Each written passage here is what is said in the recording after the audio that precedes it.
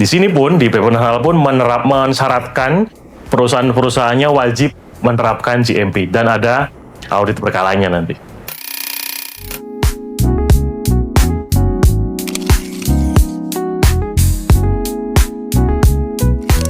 Oke, teman-teman, pada kesempatan upskill kali ini kita akan bahas terkait dengan GMP, Good Manufacturing Practice. Ini adalah suatu sistem yang biasa digunakan di perusahaan-perusahaan produksi makanan, minuman, ya, kemudian kosmetik, obat-obatan, ya, dan skincare. Nah, ini skincare lagi ngetren ya. Dia harus menerapkan GMP. Ini juga membuka peluang bagi teman-teman semuanya yang bagi fresh graduate ya, ataupun yang sudah profesional mau mempelajari lebih dalam boleh ya, karena memang perusahaan-perusahaan tadi yang saya sebutkan itu akan sangat ketat menerapkan GMP dan pasti ada personel khusus yang akan memantau penerapan GMP ini. Biasanya HSA juga masuk di sini ya. Ini tips buat teman-teman nih. Oke, GMP, apa itu GMP? GMP adalah suatu sistem atau tata cara manajemen perusahaan yang disesuaikan dengan standar pedoman dalam bentuk prosedur. Dengan tujuan apa? Mereka bisa menghasilkan suatu produk, makanan, minuman, kosmetik, dan lain tadi secara berkualitas. Ya, dan setiap perusahaan yang memproduksi bahan-bahan tadi, memproduksi makanan, minuman, kosmetik gitu kan, ini wajib menerapkan GMP. Kemudian tadi disebutkan ada standarnya. Dia harus memenuhi standar. Standarnya apa? Macam-macam standarnya. Kalau di Indonesia, regulasinya ada BPOM, ya, ada halal. Kemudian kalau internasional ada ISO 22000 ya, FSSC, ya, dan lain-lain. Banyak standar yang diikuti, tergantung nanti perusahaannya pilih yang mana. Tapi kalau untuk di Indonesia wajibnya dua tadi ya, BPOM dan halal. Di sini pun, di PP Halal pun mensyaratkan perusahaan-perusahaannya wajib menerapkan GMP dan ada audit berkalanya nanti. Nah, kenapa kok perusahaan ini menerapkan GMP? Tujuannya apa sih? Kenapa kok perusahaan repot-repot bikin sistem, bikin prosedur, beli alat lagi, nyiapin personil untuk penerapan GMP ini mahal-mahal buat apa? Nah, banyak manfaatnya. Ya, pertama, teman-teman, di sini adalah berkaitan dengan perlindungan konsumen dengan memastikan produk yang utuh dan aman. Nah, ya. Jadi gimana? Si perusahaan harus menyiapkan produk yang aman buat si konsumen dan juga utuh. Kita beli 1 kilo ya dapatnya 1 kilo gitu kan. Kita beli berapa? 200 gram ya, dapatnya 200 gram. Makanya ada, kalau kita beli produk kan pasti ada netonya tuh kan. Di belakangnya labelnya, entah itu tulisannya kecil ya. Ini 200 gram. Nah, kita boleh verifikasi. Kan kemarin ada sempat kayak kasus kan ya. Beli minyak gitu kan. Waktu di tulisannya 1 liter, waktu diterima ke konsumen, diukur cuma 900 ya. Selisihnya 100 mg. Ya, itu salah ya, nggak GMP jadinya. Nggak sesuai, nggak utuh. Kemudian aman. Aman ini gimana? Nggak beracun, ya. Kalau umpama pun ada alergennya dikasih tahu, diinformasikan alergennya apa, biar konsumen juga tahu, oh ini alergen, saya nggak makan gitu kan. Ataupun terkait dengan keamanan-keamanan yang lain, misal ada kontaminasi lah, expired lah, ya, dan lain-lain. Jadi produknya aman. Kemudian yang kedua, mengurangi dampak negatif dari praktek-praktek produksi dan pengolahan serta terhadap lingkungan dan kesehatan pekerja. Nah, di sini praktek produksinya jangan sampai jorok ya. Ini bukan ini teman-teman kalau lihat di internet ada ini ya, jualan makanan di pinggir jalan diobok-obok gitu kan. Nah, kira-kira teman-teman mau nggak makannya? Nah, ini berarti kenapa harus ada GMP? Biar nggak seperti itu. Ya, kita makan juga nyaman. Ya, teman-teman gini lah. Lagi mau makan di pinggir jalan gitu kan, kita lihat tempatnya jorok, ketelan nggak? Ya, kita kan pasti jadi mikir panjang, ini dicuci nggak sini piringnya gitu kan? Nah, ini mengurangi dampak negatif dari praktek-praktek produksi yang tidak sesuai standar tadi. Ya, mohon maaf ya begitu gitu ya. Jadi membuat prosedur agar produksinya sesuai standar dan juga aman juga terhadap lingkungan dan juga kesehatan si orangnya. ya, si karyawannya. Ini karyawan juga dipikirkan, masuk di safety juga. Ya kan, masuk ke PAK nanti kan. Kita sebagai orang safety kan gitu. Ada apa? Keamanan, keselamatan gitu kan, dan juga kesehatan. Termasuk di sini ada potensi PAK. Yang ketiga, memperluas akses memperoleh kepercayaan pasar berkaitan dengan produk. Produk kita kalau sudah meledak, ya bukan bom ini ya, tapi meledak, bisa kejual kemana-mana. Ini kan pasar luas. Oke, sekarang baru masuk pasar Pulau Jawa umpama. Bulan depan pindah nambah lagi ke Sumatera, nambah lagi ke Kalimantan, nambah lagi ke pulau-pulau yang lain. Tahun depan meledak lagi ke luar negeri. Harus ekspor. Di ekspor ada standarnya sendiri. Negara penerimanya ada standarnya. Minimal perusahaan yang mengekspor itu harus menerapkan GMP. Coba kalau kita nggak GMP, bisa ekspor nggak? Nggak bisa. Ya, ini kalau teman-teman pernah dengar kasus produk apa ya, udang kita gitu ya, udang hasil petani kita ditolak dari negara penerima produknya. Di Amerika mau seperti ditolak. Oh, ternyata udangnya mengandung apa? Nggak dicantumkan gitu ya. Atau pembersihannya kurang maksimal. Ya, atau ada terkontaminasi pestisida. Ya, mungkin seperti itu. Makanya di sini penerapan GMP juga bisa memperluas produk kita, memperluas penjualan produk kita sampai ke seluruh dunia nantinya. Ya. Kemudian yang keempat di sini adalah untuk memenuhi regulasi yang berkaitan dengan pangan, keamanan, kesehatan dan perlindungan konsumen. Berarti terkait dengan regulasi yang keempat. Ya, baik itu BPOM, halal ya, atau ada aturan dari kesehatan Kemenkes ada. Kemudian terkait dengan lingkungan juga ada, terkait dengan undang-undang perlindungan konsumen juga ada ya. Konsumen ini kalau nggak sesuai standar dapatnya gitu ya, dapat barang kita nanti komplainnya seperti apa. Gitu ya, jadi ada beberapa poin dari tujuan penerapan GMP. Pertama ada perlindungan konsumen tadi. Yang kedua, mengurangi dampak yang negatif dari proses produksi yang bermasalah. Ya. Yang ketiga, memperluas akses pasar kita.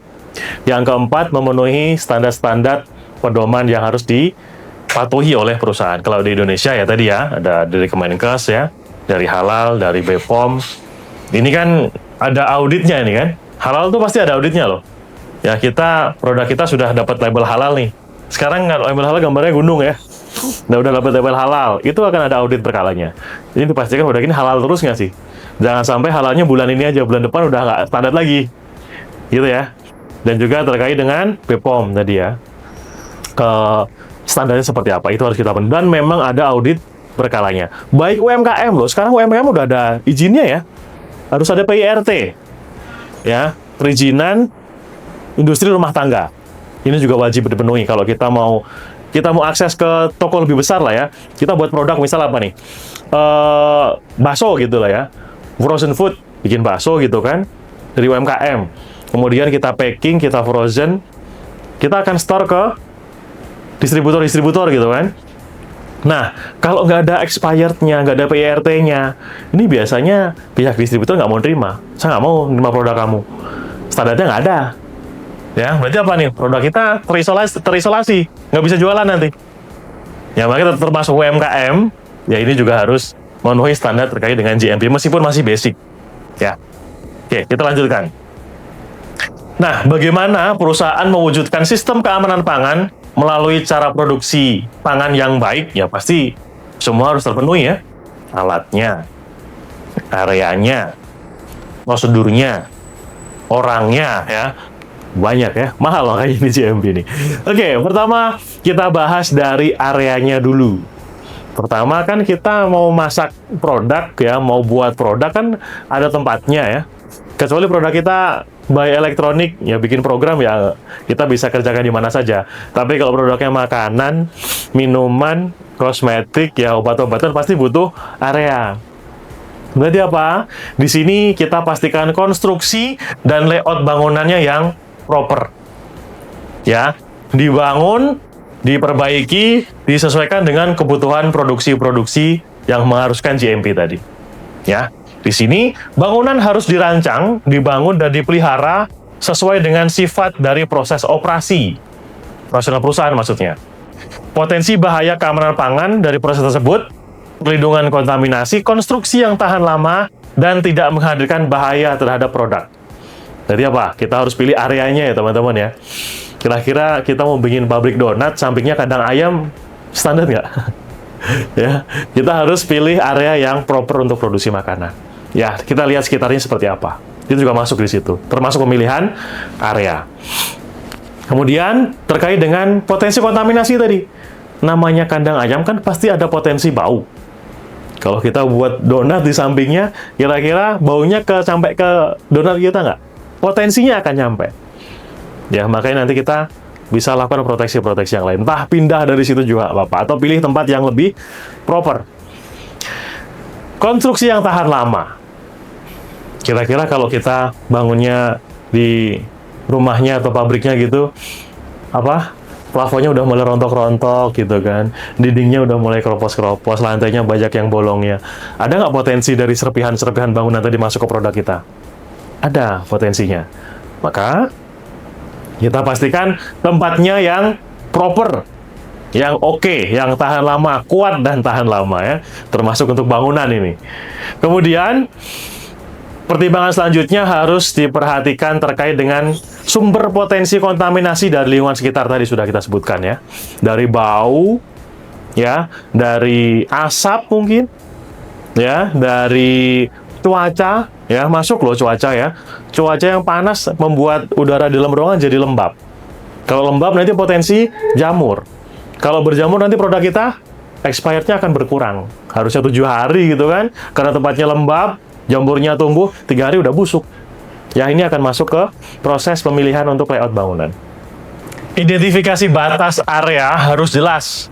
Ya, harus diberikan tanda dan dijaga kondisinya untuk mencegah kontaminasi silang.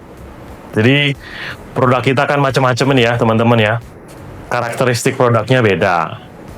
Baunya beda, ya. Warnanya beda. Makanya, kita harus buat batas ya. Masing-masing produk kita tempatkan sesuai dengan warnanya, sesuai dengan baunya, sesuai dengan karakternya. Agar apa? Tidak terkontaminasi silang. Ya, kita punya produk warnanya biru umpama. Campur dengan produk kita warnanya putih. Nah, itu yang putih jadi biru. Atau samar-samar biru. Nggak standar lagi produk kita.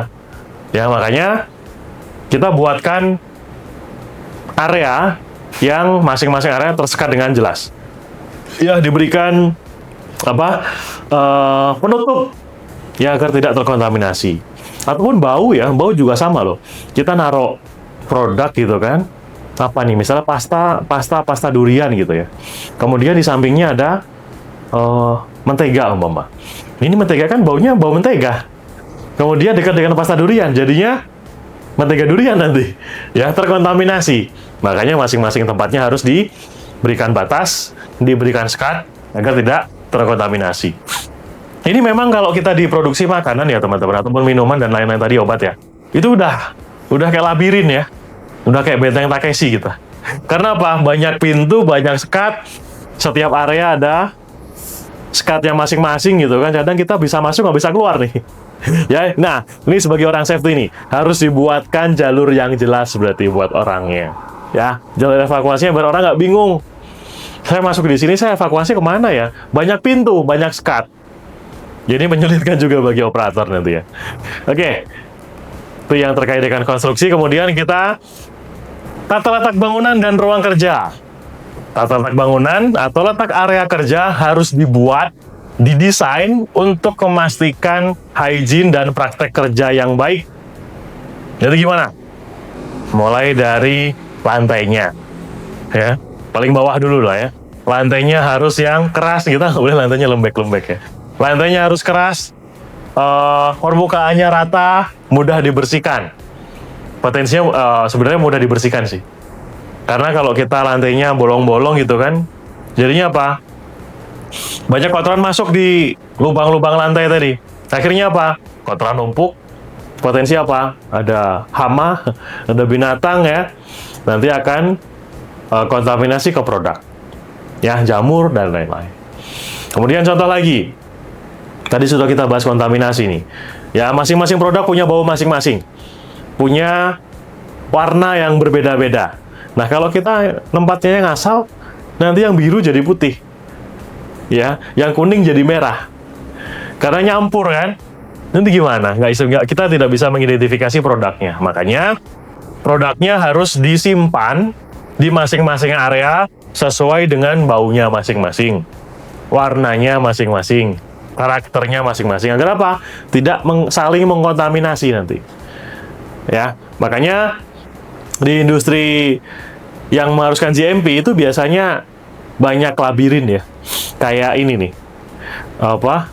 Banyak pintu, kayak Benteng Takeshi. Kita inget nggak sih Benteng Takeshi dulu? Jadi kita masuk kemana, keluarnya kemana gitu kan. Karena apa? Banyaknya pintu, ini di-sekat lagi, sekat lagi, sekat lagi. Jadi kita bisa masuk, nggak bisa keluar tuh. Ini pesan juga buat teman-teman yang K3 ataupun orang safety-nya, SAE-nya.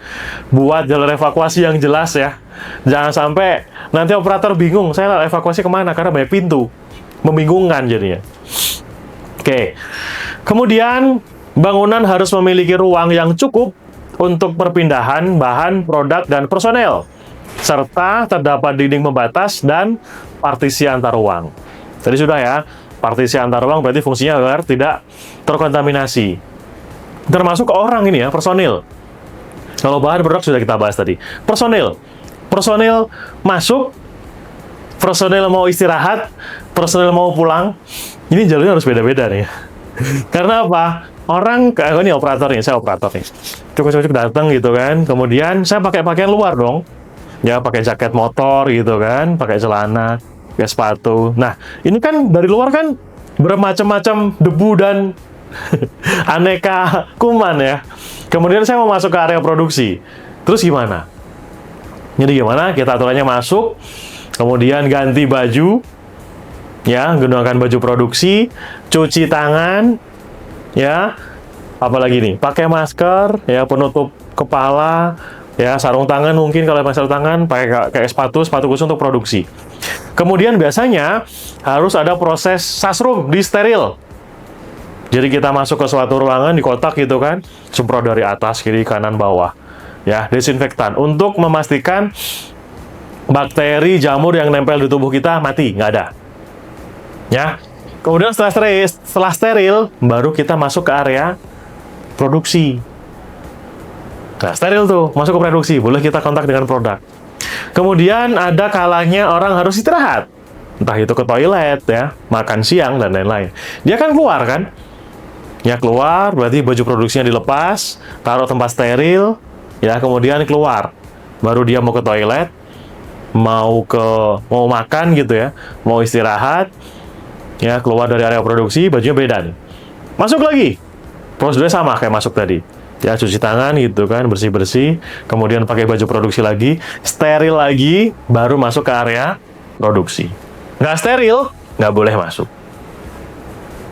Kita bawa jamur untuk mempercepat mempercepat pembusukan produk gitu kan. Ketika kita mau kontakkan produknya harus expirednya 7 hari. Karena kita pegang jadi 3 hari. Ya, jadi memang harus steril. Oke, personel sudah, kemudian pembatas antar ruang sudah kita bahas. Ruangan yang cukup berarti apa? Disesuaikan dengan kapasitas ya, teman-teman ya. Misalnya kita kayak di gudang lah ya. Di gudang itu aturannya ketat. Ada FIFO, ada FEVO. Meskipun gudang kita nggak besar, mau efisien lah ya. Gudang kita nggak besar, tapi apa? Flow produknya terjaga. Ya, manuvernya ada. Cukup lah buat manuver forklift-nya, buat orang, buat kapasitas produk, buat racking, ini cukup. Ya, dan FIFO-nya harus jalan. Kita punya gudang yang besar gitu kan, yang besar gudangnya, tapi kalau FIFO-nya nggak jalan ya expired tetap ngumpet di situ nanti. Nggak bisa kepegang produknya, nggak bisa, udah terlewat gitu kan. Fungsinya FIFO kan itu kan, first in, first out. Barang yang masuk duluan digunakan duluan, atau FIFO, expire in, expire out. Expire duluan dipakai dulu. Ya, yang expire-nya belakangan mundur. Terkait dengan peletakan juga sama ini. Berarti yang expire-nya lebih duluan taruh di depan. Expire-nya yang belakangan taruh agak geser ke belakang. Biar apa? Memudahkan operator. Ya, termasuk di ruang produksi. Ini termasuk di safety juga ya. Gerak orang kan harus leluasa nih.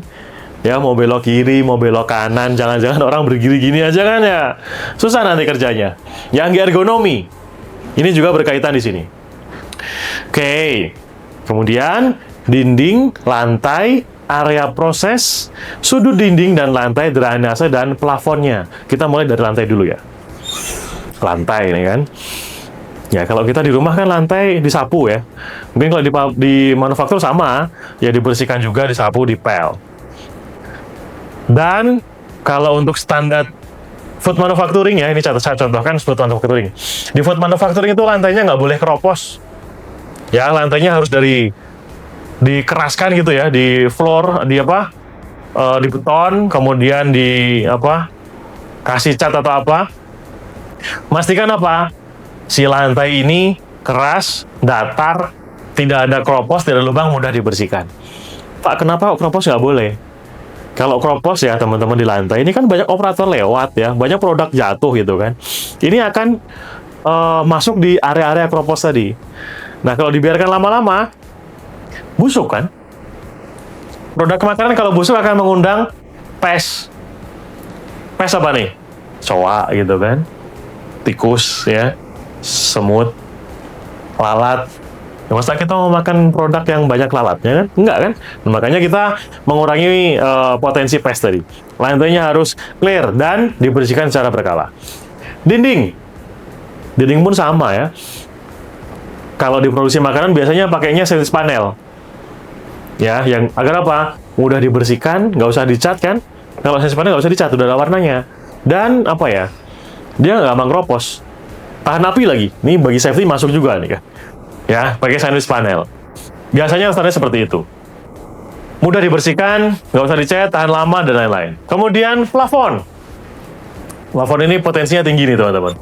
Kalau plafonnya catnya sudah mulai pada rontok gitu ya, atau plafonnya dari anyaman bambu udah ada anyaman bambu gitu kan, jadi potensinya apa?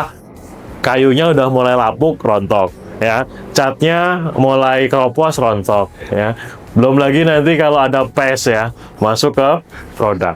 Jadi plafon juga sama, biasanya kita menggunakan bahan stainless panel, tapi kalau nggak pun sebenarnya nggak apa-apa sih, asal terjaga tadi kebersihannya, potensi kontaminasinya kita jaga ya. Lantai, dinding, plafon, mencegah kontaminasi ke produk. Kemudian jendela, ventilasi, insect screen, dan pintu harus mudah dibersihkan dan dikendalikan. Wah, ini jendela Pak, jendela kok masuk di sini Pak? Iya, kita kalau buka jendela potensinya apa? Angin dari luar masuk. Angin dari luar kan kita nggak tahu nih bau apa. Ya, bau TPS umpama kan masuk ke dalam. Jadinya produk kita terkontaminasi atau ada debu. Ya, debu dari luar seperti apa nggak tahu, dari bekas bakaran apa gitu kan, masuk ke produk kita, kontaminasi. Makanya jendela biasanya kalau memang di pabrik makanan nggak ada jendela malah nih. Umpama ada pun harus ada screen-nya. Harus bisa ditutup, kaca gitu ya. Kemudian ventilasi. Nah, ini yang penting, teman-teman. Meskipun kita mungkin nggak ada jendela nih. Biasanya memang jendela tertutup rapat gitu kan. Tapi harus ada ventilasi loh, ada orang di dalam. Nggak cuma produk. Ya. Berarti apa? Harus ada sirkulasi udara yang baik. Ada udara in, ada udara out. Di dalam ini kan kita proses pemasakan. Panas. Kalau nggak dikeluarkan udaranya, waduh, kita nggak bisa kerja di sana. Panasnya luar biasa ya. Ya. Jadi apa? Udara dari dalam kita sedot keluar, udara dari luar kita masukkan ke dalam. Kalau dari dalam keluar mungkin oke, nggak masalah. Kita mungkin kasih filter is oke. Yang dari luar ke dalam ini yang sangat berpotensi. Ya. Karena apa? Namanya dari luar tadi ya. Debunya ya, kemudian baunya. Kemudian mungkin ada cairan kontaminasi apa ini masuk ke dalam. Berarti harus apa nih? Agar ventilasinya yang masuk ke dalam juga bagus. Karena dalam area kita ada produk nih. Ya, kalau kena debu, kena jamur, kena bau yang lain, nanti bisa terkontaminasi produknya nggak standar lagi. Berarti apa? Fresh air atau sirkulasi udara tadi harus dikasih filter. Dan memang diganti secara berkala filternya. Jadi udara yang masuk dikasih saringan ya, berlapis. Mulai saringan yang paling besar mencegah insek gitu kan, mencegah binatang-binatang ya. Kemudian masuk lagi lebih rapat lagi ya untuk saringan debu dan lain-lain sampai ke dalam dipastikan bagus dan harus diukur. Ya, ada pengukuran udaranya, kelembapannya berapa, ya, ambien udaranya berapa, indeks bola basahnya berapa, ini masuk K3 nih, ya, itu harus diukur. Kemudian pintu, oh Pak, pintu, emang nggak boleh ada pintu? Boleh, teman-teman, boleh. Dan untuk memudahkan ya, biasanya pintunya pintu geser nih, ya, apa namanya, efisiensi ruang. Kalau kita dorong kan, kecuali pintu darurat ya dorong gitu kan. Tapi kalau untuk di area produksinya, biasanya ada pintu geser tuh. Efisiensi ruangan. Ya, pintu ini juga harus mudah dikendalikan. Biasanya gini teman-teman, kita kalau di rumah biasa apa? Diomelin ibu, lupa nutup pintu. Ya, pintu kamar masuk lupa nutup. Kalau lupa nutup apa? Pes masuk, binatang masuk, kucing kita di rumah masuk gitu kan. Nah, kalau di manufaktur, di area industri berarti pintunya harus rapat. Ya, kalau memang lupa nutup berarti dikasih apa? Dikasih otomatis buat nutup sendiri. Ya, kalau ada salah satu industri dulu dikasih sensor. Kalau dia lupa nutup, alarmnya bunyi itu. Ya, jadi alarmnya bunyi, orangnya kan pasti oh belum nutup pintu nih, tutup. Ya, dan berlapis nih biasanya. Ada pintu yang rapatnya, di depannya lagi ada apa? Ada tirai-tirai dari plastiknya. Ya, teman-teman kalau ke mall ya, ke pusat perbelanjaan yang di bagian sayuran ya, kan ada antara gudang sama store-nya. Ini kan pintunya berlapis. Ada pintu besarnya dan memang terbuka gitu ya. Ada yang dari tirai-tirai plastik itu. Fungsinya apa? Mencegah pes masuk. Mencegah lalat ya. Kemudian mungkin ada binatang-binatang lain kalau masuk ini sudah kena tirai-tirainya, itu kan berlapis tirainya kan. Jadi nggak bisa masuk si pesnya tadi. Oke, kemudian peralatan. Peralatan harus didesain, disimpan pada area yang mudah dibersihkan dan dikendalikan.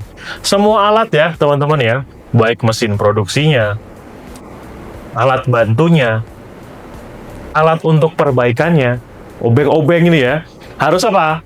Mudah dibersihkan dan dikendalikan. Kita mulai dari mesin produksi. Mesin produksi, ya jangan sampai kita masak lah ya, kompornya udah minyaknya kemana-mana, banyak bekas makanan, kan jorok jadinya kan. Makanya dari mesin produksinya kita buat yang mudah dibersihkan. Biasanya nggak ada nih, bahan mesin produksi dari kayu gitu, nggak ada ya. Biasanya bahan apa? Stainless. Dia anti karat dan mudah dibersihkan. Sebelum dipakai dibersihkan, selama digunakan dibersihkan, setelah bekerja dibersihkan. Ya, kalau stainless kan lap bersih. Biasanya ada tesnya lagi, pakai swab. Dites tuh, pakai swab, tempel. Cek pakai alatnya, mikrobanya berapa persen kan gitu. Ya, harus bersih. Mesin sudah, terkait dengan alat bantu tadi juga sama. Ini harus mudah dibersihkan. Mama apa nih ya? Sendoknya lah, pisaunya gitu ya. Ini harus yang berbahan mudah dibersihkan, stainless gitu ya.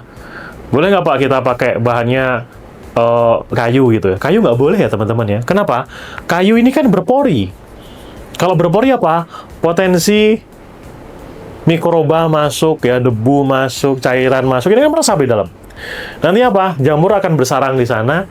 Kalau kita gunakan kontak ke produk, produknya terkontaminasi. Ya, sampai alatnya diperhatikan seperti itu. Oke, kemudian terkait dengan tadi ya saya sampaikan, alat-alat untuk perbaikan. Obeng lah, palu lah, ya. Kemudian ada mungkin benda-benda alat-alat untuk putar gitu kan, bor dan lain-lain. Ini harus yang dipisahkan nih. Area dalam aja, nggak boleh kita gunakan area luar. Habis dipakai bongkar kaki-kaki mobil gitu ya. Kemudian langsung dipakai buat mesin produksi makanan ya, kena oli, kena macam-macam kan, makanya dipisahkan. Alat juga sama, kita bersihkan, kita pisahkan dalam aja, luar aja, ya. Memang seperti itu. Jangan sampai nanti habis dipakai buat bobok apa gitu ya, kita pakai ke mesin produksi kita, ya kontaminasi jadinya. Oke. Kemudian laboratorium harus dikendalikan dari risiko kontaminasi dari orang, dari produk, dari pes tadi ya. Lab, ini biasanya ada lab retensi ya teman-teman ya, di semua industri yang tadi berkaitan dengan makanan dan lain tadi, biasanya ada lab untuk retensi, untuk ngecek produk Ini produknya sesuai apa enggak? Misal,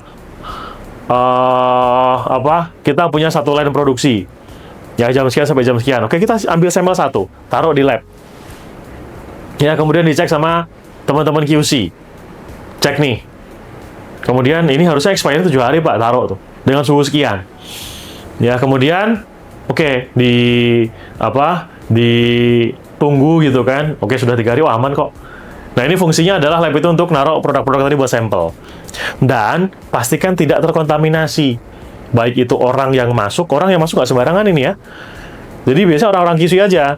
Kita HSE pun masuk harus izinnya ketat gitu kan. Ya, meskipun kita boleh masuk tapi ada prosedurnya gitu. Nah, kontaminasi dengan orang ya. PES lagi tadi. Kemudian dengan produk juga. Jangan sampai produk kita yang kita retensi, kita buat sampel tadi, kontak dengan bau-bau yang lain. Ini nggak boleh nih. Oh, ini QC-nya lagi makan siang gitu ya. Beli makanan dari luar, bawa masuk, baunya kontaminasi ke produk. Ya, jadi lab khusus lab aja. Termasuk mungkin bau kopi nggak boleh nih. Teman-teman kadang-kadang ngopi. Kopi dibawa ke lab nggak boleh. Ya, nanti takutnya apa? Terkontaminasi warnanya lah, terkontaminasi baunya ya, dan lain-lain. Kemudian, bangunan penyimpanan sementara harus didesain, ditempatkan, dan dibuat untuk mencegah sarang hama. Bahaya terkait dengan bangunan sementara harus dianalisa dan dikontrol. Bangunan untuk penyimpanan barang sementara apa biasanya? Ada ruang untuk produk bongkar, ya, masuk ke gudang kita. Itu kan dipilah-pilah tuh. Produk ini tempatnya di mana? Produk tepung tempatnya di mana? Ya, produk krim penempatan di mana? Produk cair penempatan di mana? Produk yang expired sehari penempatannya di mana? Suhunya sekian penempatannya di mana? Karena produk yang kita beli ya teman-teman itu pasti ada COA-nya ya. COA itu standar untuk penyimpanan seperti apa? Kalau di bahan kimia MSDS tuh, ya kita beli telur umpama simpan di suhu sekian, ya sudah kita simpan suhu sekian. Kemudian kita beli keju simpan suhu sekian. Tempatnya di sini, suhunya sekian, areanya bersih, dan lain-lain. Kita penempatan barang sesuai dengan standar barangnya tadi. Ya, ada COA-nya masing-masing. Pak, kalau nggak standar gimana? Ya, cepat busuk. Ya, teman-teman ya. Kalau busuk, nanti kita komplain ke suppliernya. Pak, ini kejunya baru 3 hari udah berjamur. Suppliernya akan audit dong. Cek, Bapak kok bisa berjamur, yang lainnya nggak loh. Waktu dicek, Bapak nyimpennya di lantai. Suhunya 36 derajat tuh mama gitu kan. Jadinya kejunya cepat leleh dan nanti nggak standar lagi. Ya, jadi makanya produk-produk ini ada standar penyimpanannya. Pastikan area kita sanggup, ampuh untuk menyimpan produk-produk tersebut sesuai dengan standarnya masing-masing. Ya, termasuk juga dari hama, dari pes. Nih, yang banyak berisiko pes masuk ini malah di gudang. Karena apa? Produknya banyak ya, banyak bertumpuk. Ya, kita mungkin sometimes operator gudangnya ada yang kelewat. Biasanya apa? Semut masuk, ya, kecoa masuk, tikus jangan sampai masuk, ya. Tapi ya sometimes ada saja. Makanya jangan sampai seperti itu. Makanya kita buat standar ruangan yang proper tadi kan, ya. Selanjutnya area penyimpanan bahan baku. Ya, produk akhir dan bahan kimia harus dipisah, dikendalikan, serta dalam kondisi bersih dan mudah dibersihkan. Ini semua area ya, harus dalam kondisi bersih dan mudah dibersihkan. Kemudian dipisah-pisah, produk jadi dengan produk bahan baku harus pisah nih.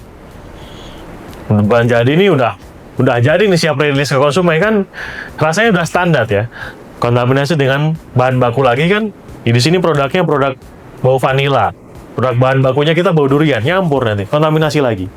Ya, karena memang kalau produksi ke yang harus ada GMP-nya ya teman-teman ya, kontaminasi ini sangat berisiko. Dan memang sebagian besar progres kita atau program kita adalah berkaitan dengan kontaminasi tadi. Ya, antar produk lah, antar pes lah, antar suhu mungkin, dan lain-lain. Ya, produk harus dipisahkan dengan bahan kimia. Ya, pasti ya. Kalau dengan bahan kimia, kimianya apa nih? NaOH, umpama, caustic soda, ya, kemudian dan lain-lain. Ini kan baunya menyengat. Bau pembersih lah ya, sabun gitu kan, sabun pembersih lantai ini kan baunya bau sabun. Teman-teman pernah dulu, kalau di rumah ya, beli makanan di warung gitu kan, beli cemilan kok bau sabun. Ternyata apa? Penempatannya di warung itu ditumpuk dengan sabun. Kontaminasi jadinya. Produknya bau sabun. Potensinya apa? Bisa keracunan nanti konsumen. Ya, makanya kontaminasi ini penting. Kemudian utilities, ya, ada utilities ada 3, air, udara, dan juga energi. Udah kayak avatar gitu ya.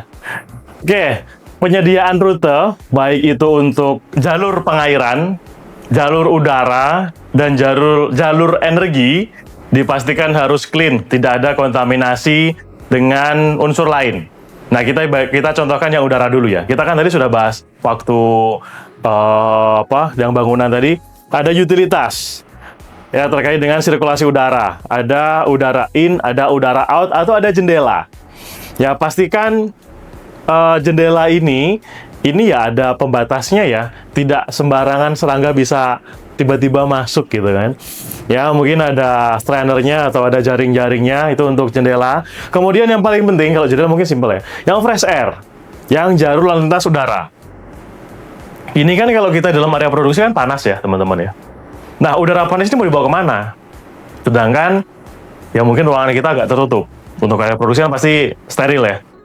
Ini udara panas mau dibawa kemana? Berarti ada proses untuk penyedotan dari udara yang panas di dalam produksi dikeluarkan. Kemudian, udara yang dari luar dimasukkan untuk pergantian sirkulasi di dalam ruangan. Dan, udara yang dari luar ini kan bermacam-macam nih. Ada yang kontaminasi dengan limbah, ada yang kontaminasi hasil pembakaran, ada yang suhunya berbeda, ada yang lebih panas mungkin ya, dan lain-lain. Makanya harus apa? Untuk jalur masuk udara, dipastikan ada filter-filternya. Ya, bisa berlapis. Misal, lapisan pertama untuk partikel-partikel yang lebih besar. Debu, batu gitu ya. Daun-daun kering, mungkin serangga ya. Kemudian lapis kedua, untuk partikel yang lebih kecil, debu. Ya, mungkin ada percikan-percikan air bisa tersaring di situ, sampai bersih nanti masuk ke dalam. Kemudian dari filter-filter ini kan lama-lama penuh ya, lama-lama jenuh. Kayak inilah filter kendaraan kita kan harus ganti kan per periodik. Ini sama. Jadi periodiknya tim maintenance harus membuat jadwal kapan filter-filter ini harus diganti. Ya, nanti bisa koordinasi dengan QC, standarnya seperti apa. Ya, pergantian berkala. Kemudian setelah pergantian berkala, udara yang sudah di dalam area produksi ini juga harus dicek secara berkala. Ini nyambung dengan K3. Kita kan ada uji linker kan? Ya, uji linker yang ukurnya apa? Salah satunya terkait dengan udara. Ya, suhu, ambien udara, das ya, indeks bola basah dan lain-lain. Itu yang kita ukur minimal ya, kita buat report-report untuk lingkungan hidup juga bisa nyambung ya. Itu bisa 6 bulan sekali kita untuk cek lingkungan udara. Ya, untuk memastikan udara yang di dalam area produksi ini nyaman dipakai orang kerja. Yang kedua, aman buat produk. Ya, ini untuk yang udara. Kemudian yang salah satu yang sangat vital itu adalah air. Jalur air. Air masuk, air digunakan, dan air sisa. Berarti harus terpisah ya. Air masuk jangan sampai nanti terkontaminasi dengan air yang sudah digunakan gitu kan. Nanti kita pakai air limbah lagi ya. Nanti masuk ke produk, kontaminasi lagi. Ya. Jalur air harus tertutup. Nah, ini dimulai dari mana nih? Dimulai dari sumbernya. Itu sumber dari mana? Dari air tanah, sumur gitu ya. Kemudian mungkin satu lagi dari pump. Ini kan standarnya berbeda. Air sumur kita mungkin kandungan E. coli-nya sekian. Air dari pump sekian. Nah, ini kan beda-beda, itu gimana ngumpulinnya? Nah, biasanya ada pre-treatment ya, teman-teman ya. Sebelum air itu masuk ke penampungan internal perusahaan, ya, baik dari sumbernya tadi ya, dari pump ataupun dari sumur, ada penampung dulu. Di sana ada proses dulu. Ya, diproses entah itu dengan UV, ya, entah itu dengan chemical, entah itu dengan proses fisika. Ya, untuk apa? Menghomogenkan air tadi dengan standar kita. Misal kita E. coli-nya minimal 10 gitu ya. COD, BOD-nya standar. Ya, standar air minum, sulfidanya sekian dan lain-lain. Setelah pretreatment berhasil, ya, kemudian baru air yang sudah ditreatment tadi masuk ke tangki untuk siap untuk digunakan untuk produksi. Kalau belum, reject. Ya, yang sudah disiap ini masuk ke dalam tangki untuk khusus produksi, baru dibawa ke area produksi untuk proses nanti. ya, untuk proses, untuk cuci material, bersih-bersih alat, ya, untuk pemasakan dan lain-lain. Kemudian setelah air hasil proses, sisanya diapakan? Dibuang.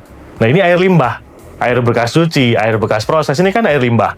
Standarnya pasti turun dari air masuk tadi. Nah, air ini ya jangan sampai terkontaminasi dengan produk. Jangan sampai terkontaminasi dengan air bersih yang akan kita gunakan. Ya.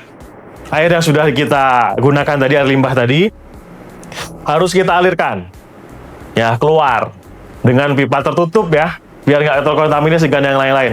Karena apa? Baunya macam-macam, warnanya udah bermacam-macam. Nanti apa potensinya? Pes, bau, ya, warna kalau kena ke produk nanti kontaminasi. Oke, air yang sudah keluar terus diapakan Pak? Dibuang? Nggak boleh dibuang begitu saja ya. Ada proses pengolahan. Ini nanti di materi Enviro nih. Ya, air yang sudah diproses air limbah tadi akan diproses menggunakan entah itu IPAL, entah itu WTP dan lain-lain lah. Intinya nanti buangnya setelah diolah dan hasil olahannya sesuai baku mutu. Ya, kita bahas di energinya. Kemudian yang ketiga, tadi air sudah kita bahas, udara sudah kita bahas. Yang ketiga, energi. Ya, energi macam-macam ya teman-teman ya. Tapi kalau kita produksi kan pasti butuh energi kan, entah itu dari listriknya ya, entah itu dari panasnya. Panas kan macam-macam nih. Bisa dari oven kita ya, bisa dari steam ya, boiler. Ini kan jalur-jalur energi. Pastikan jalur-jalur energi kita menggunakan energi yang clean ya, yang halal juga ya. Produknya makanan kan. Jangan menggunakan apa nih? Kita belum dapat lisensi kalau untuk biogas. Itu kan sebenarnya dari kotoran sapi ya. Itu boleh nggak ya buat masak makanan? Ini belum ada lisensinya. Jadi kalau di industri belum standar ya. Standar pakai apa? Misal kalau kita pakai oven berarti pakai CNG. Ya, gas yang kita langganan di LPG atau pakai tabung LPG yang kapasitas besar ya. Itu boleh. Kemudian yang riskan adalah boiler. Ya kan macam-macam bahan bakar boiler nih. Ada yang batu bara, ya, ada yang briket cangkang sawit ya, dan lain-lain. Ya, atau yang dari gas gitu kan.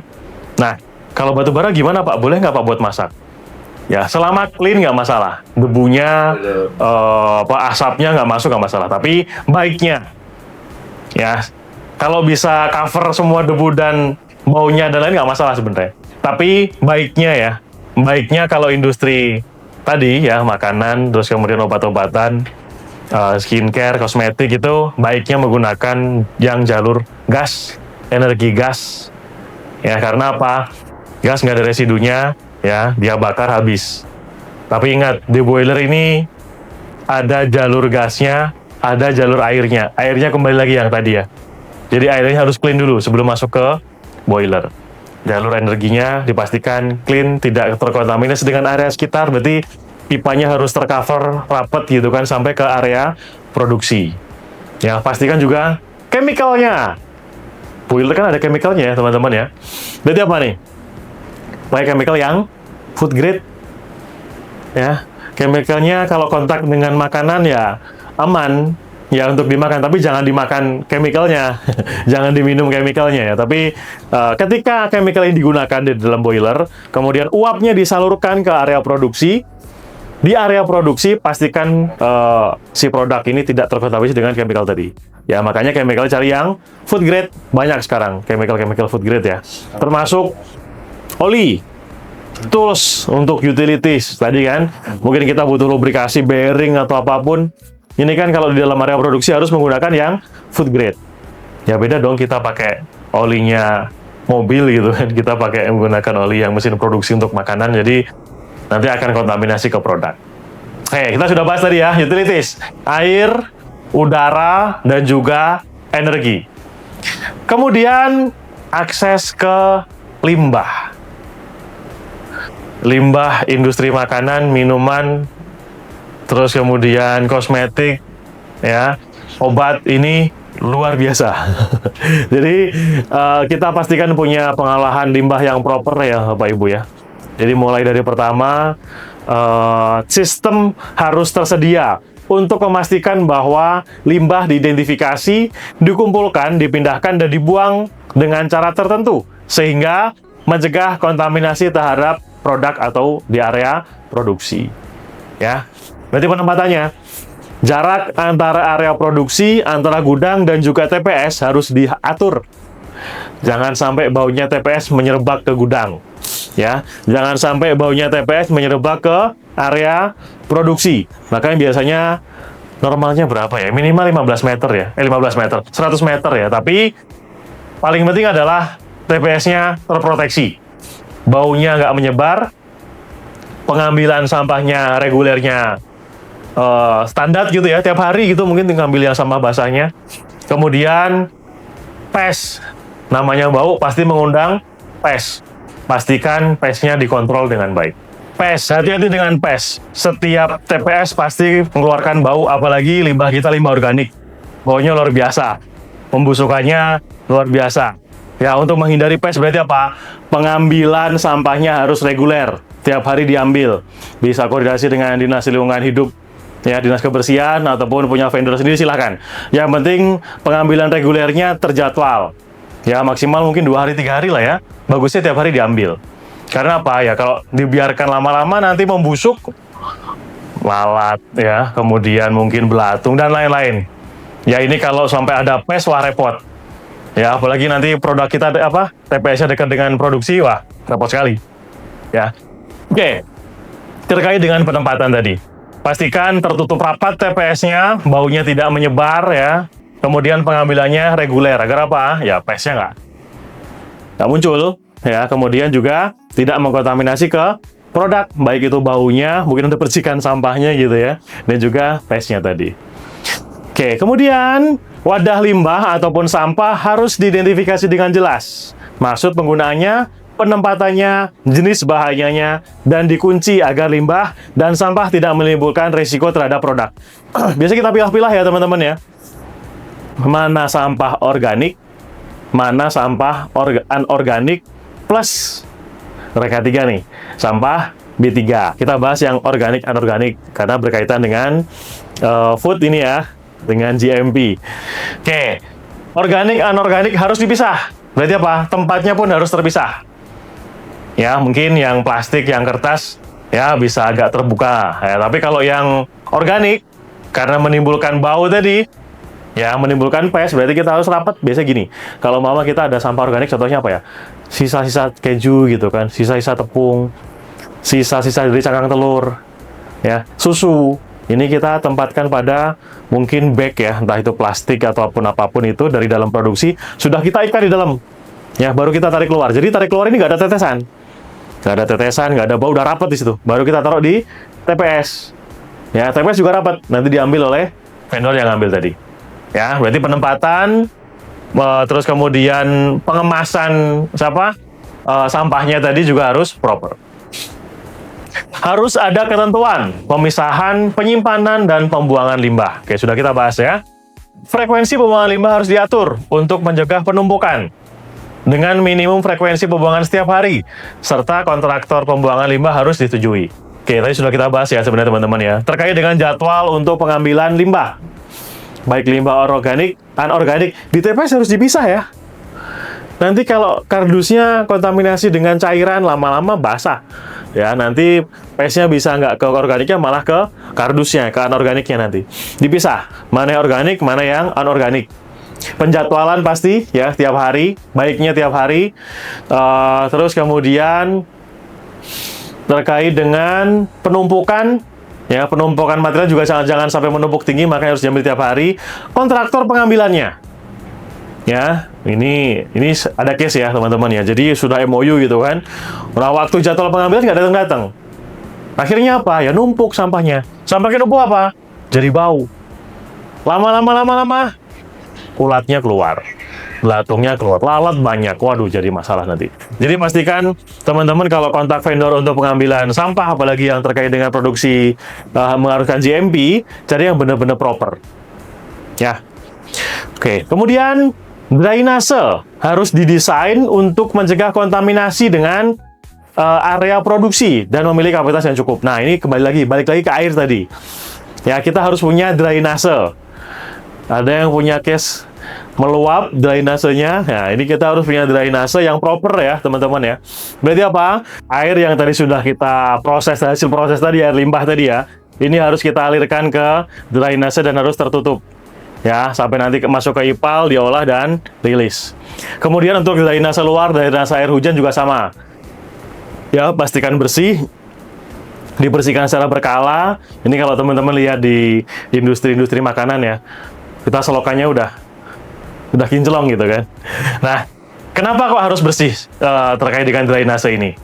Ya, ini bayangin teman-teman, kalau di pinggir jalan gitu kan ada selokan, isinya apa?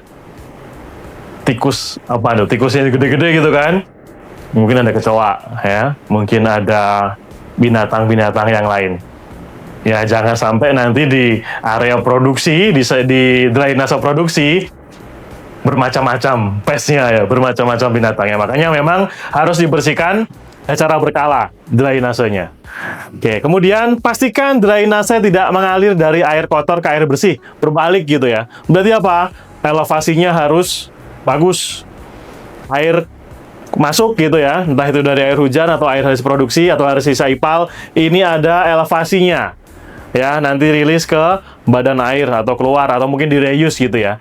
Jangan sampai nanti prosesnya malah berat, malah tinggian yang ini air hasil prosesnya. Nanti berbalik lagi, air kotor masuk ke air bersih, nanti jadinya apa? Kembali lagi ke produksi kontaminasi semua, reject semua produk. Ya, kerugiannya lebih besar dari sekedar elevasi ya, tapi ini sangat berpengaruh. Oke, kemudian terkait dengan peralatan pembersihan dan juga pemeliharaan. Alatnya ini kan pasti harus dipakai ya teman-teman ya, alatnya juga harus bersih.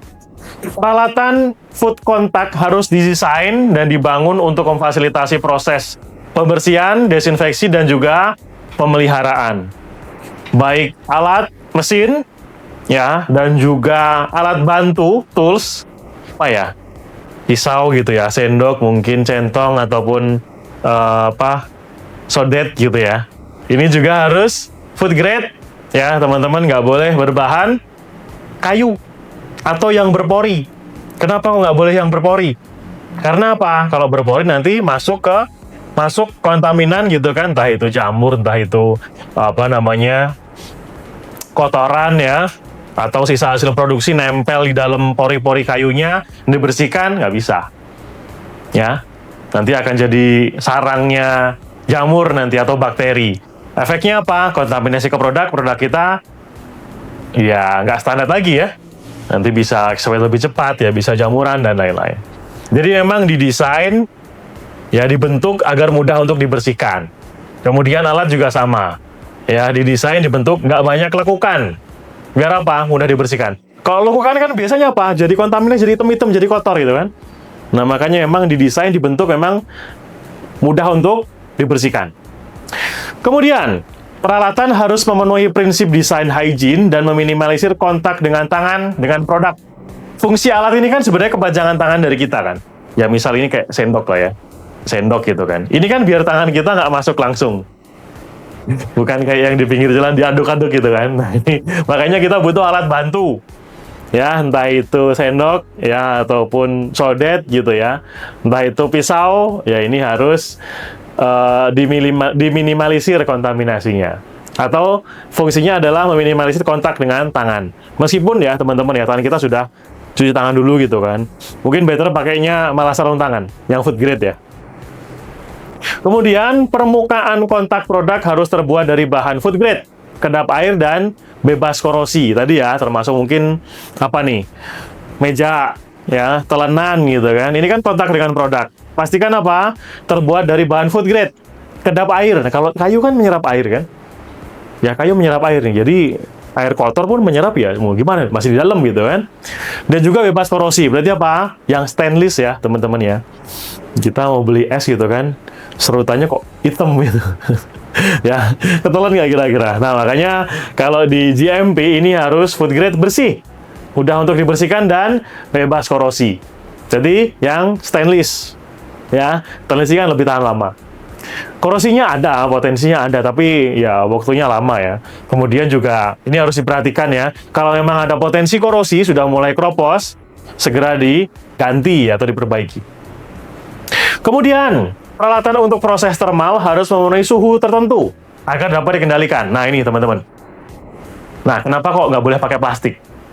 Ya, karena apa? Kalau untuk produksi yang menggunakan panas, plastik kena panas kan memuai. Ya, kandungan plastiknya akan menyebar. Kalau kita pakai sendok plastik gitu kan, kontak ke produk, produknya panas, nanti apa? Partikel plastiknya akan lepas, kontaminasi ke produk. Produk kita mengandung plastik nanti.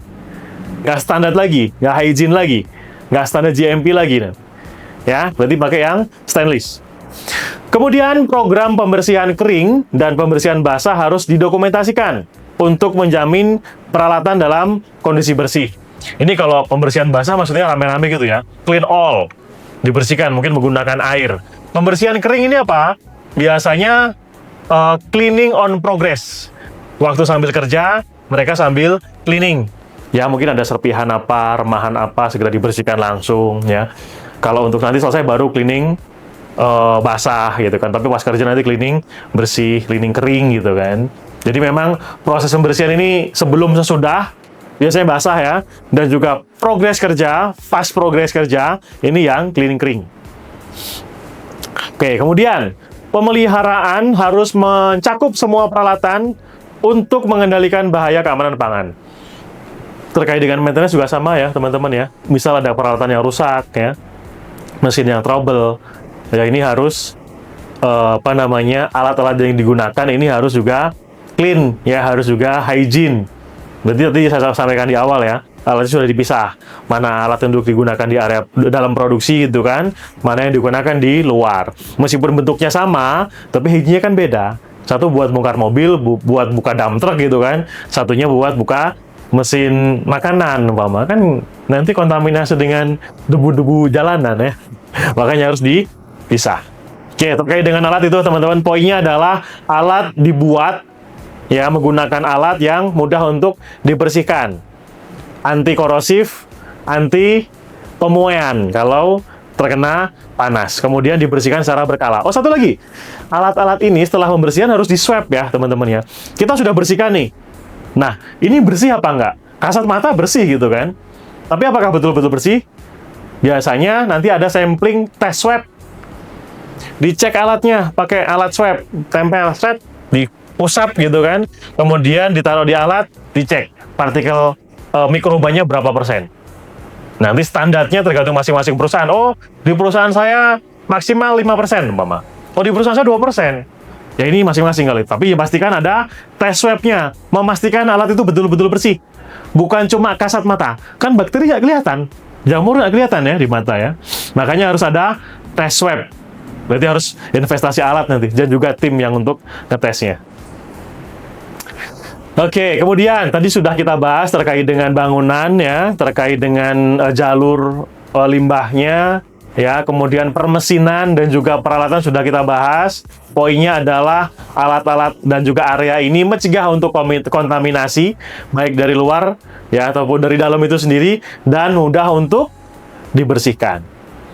Oke, kemudian kita lanjutkan lagi terkait dengan ini masuk ke purchasing ya, pengelolaan barang yang dibeli. Nah, kita mau produksi kan pasti beli bahan baku. Kita mau produksi apa kalau nggak ada bahan baku? Ya, makanya apa? Di sini pengelolaan pembelian juga harus diatur ya, teman-teman ya. Jangan sampai nanti kita belinya grade A gitu kan, dapatnya grade D. Oh, marah-marah pasti ya. Kemudian di sini kita lihat, pembelian bahan yang memiliki dampak terhadap keamanan pangan harus dikendalikan untuk memastikan supplier yang digunakan mampu untuk memenuhi persyaratan yang dikehendaki. Misal, standar kita untuk beli apa nih, daging gitu ya, ini kan makanan juga dagingnya, kan harus frozen. Berarti apa? Dari mulai si pemotongannya, pembersihannya, sampai produk sampai ke kita harus baik kondisinya. Ya, berarti apa nih? Si supplier juga harus menerapkan GMP. Kalau nggak pakai GMP, nggak laku dia nanti. Barangnya nggak laku dijual ke kita, gitu kan. Kemudian distribusinya. Berarti apa? Kalau tadi contohnya daging, berarti di jalannya harus menggunakan kendaraan yang frozen. Suhu berapa standarnya gitu ya. Mau macet, mau panas, mau banjir, tetap standar segitu. Sampai ke produk kita cek, oke, baru kita simpan. Nggak, reject release. Kita kembalikan ke suppliernya. Nah, gitu ya. Ya, makanya cari supplier ini yang oke ya. Jangan cuma murah saja, tapi gimana dia handling produk. Kemudian, kesesuaian bahan yang datang harus diverifikasi terhadap spesifikasi persyaratan pembelian. Ini biasanya disesuaikan lah. Barang diterima sesuai dengan standar atau tidak. Biasanya sudah ada standarnya tuh. Oh, saya terima daging harusnya suhu sekian ya. Kemasannya nggak ada yang rusak gitu kan. Terus kemudian saya terima telur, berarti nggak ada kotorannya. Ya. Terus kemudian dengan grade sekian. Ya, warnanya apa dan lain-lain. Ini harus diverifikasi. Berarti ada apa? Formnya nanti, biasanya orang warehouse tuh punya form penerimaan barang ya. Kalau oke semua checklist gitu kan. Kalau nggak oke dikembalikan supplier. Balik lagi. Ya, kita nggak terima. Perjanjiannya kan kemarin grade-nya ini, kok datangnya yang beda? Ya. Oke, maka ya teman-teman ya, seleksi supplier harus dilakukan agar mampu memenuhi standar, persyaratan, serta spesifikasi mutu dan keamanan pangan. Berarti si supplier harus standar GMP-nya. Berarti apa? Kita sebagai pengguna supplier tadi, kita audit supplier kita. Ini bener nggak nih GMP-nya nih? Ya, nggak apa-apa, memang boleh kok kita audit untuk supplier ya. Kalau nggak oke ya kita ganti suppliernya. Dan juga tadi ya, audit atau penilaian supplier. Misal kita kontrak dengan supplier A untuk supply daging itu ya, setahun. Ya, per periode kita audit, misal sebulan sekali kita cek ke area mereka. Oh, gudangnya oke. Oh, jalur distribusinya oke. Oh, kok vendor pengangkutannya standar. Kalau enggak ya kita komplain. Kita kan kemarin perjanjiannya sekian. Kok berubah? Kita bisa komplain dan lain-lain nanti ya. Oke, kemudian kendaraan pengiriman sudah kita bahas tadi sebenarnya. Kendaraan pengiriman harus dicek sebelum dan selama proses pengiriman. Barang harus diperiksa, diuji, diverifikasi kesesuaiannya dengan persyaratan yang diterima. Kemudian, barang yang tidak sesuai dengan spesifikasi harus ditangani dengan prosedur yang terdokumentasi. Untuk distributor, bukan distributor ya, transporter, ya teman-teman ya, ini juga harus aware terhadap GMP. Transporter nggak aware terhadap GMP, nggak laku nantinya ya. Berarti apa? Oh, produk kita daging, berarti kita punya standar kendaraan dengan suhu sekian, simpen. Simpen. Oh, suhunya sekian, dicek nih. Pas jalan mungkin ya, mau kita pas jalan 3 jam, jam kedua dicek suhunya masih sama nggak? Oh, aman. Sampai ke konsumen ya, sampai ke pabrik penerimanya gitu kan, dicek aman, oke aman. Jadi baik itu contohnya tadi dagingnya banyak bermacam-macam, mungkin ada buah ya, ada sayur ya, ada telur, ada keju, ada coklat, bermacam-macam. Handlingnya sesuai dengan karakteristik produk-produk tadi. Ada COA-nya ya. Oke, terkait dengan produk sudah, kemudian pengukuran pencegahan kontaminasi silang. Tadi ya, mulai bahan bangunan ya, letak tata letak, alat ya, termasuk dengan limbah, ini harus nggak boleh kontaminasi. Terus programnya apa? Program harus tersedia untuk mencegah, mengendalikan, dan mendeteksi kontaminasi.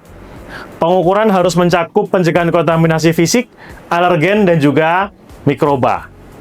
Ya, berarti yang dicek nggak cuma kontaminasi fisiknya saja, tapi juga alergen. Produk-produk ada yang alergen ya teman-teman ya, susu. Ya, mungkin produk kita non-gluten gitu kan. Ternyata kalau ini suppliernya ada glutennya nih, berarti harus kita pisahkan. Kalau nggak apa? Yang gluten terkontaminasi ke non-gluten. Ya, kemudian mikrobiologi juga sama. Ini pes kan.